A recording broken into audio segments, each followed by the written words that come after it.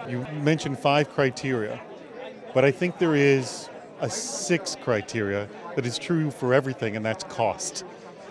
And why I bring that up is, do you believe, agree or disagree, that there is a problem with cost creep in CRM applications where it is introduced at one price, but when you really want the functionality, the price starts to increase double, triple? Do you believe that that's happening, and in what areas? So it's happening to those that allow it to happen. I got off the phone with one of the world's largest firms this morning. I negotiated a deal with one of the largest CRM vendors in the world. And here's what we did differently, and here's how you avoid scope or price creep. So for example, in that particular case, there were extras. This is in the cloud, so this was a software vendor that's in the cloud, and there were extra storage charges that weren't discussed up front. But we did our homework and said, well, what type of storage do we really need? And then we negotiated the price for extra storage long before we bought the software. We realized that we needed a sandbox to try and kind of build a system and see how it would work and use it.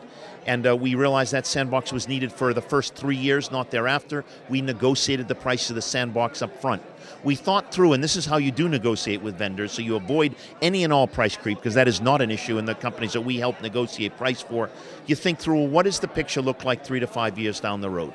What functional modules, what technical environment, what training, what sandboxes, what additional storage do we need? You think of all the items, and that comes from just knowledge of the industry. And then when you negotiate with your vendor, you bring all of those up.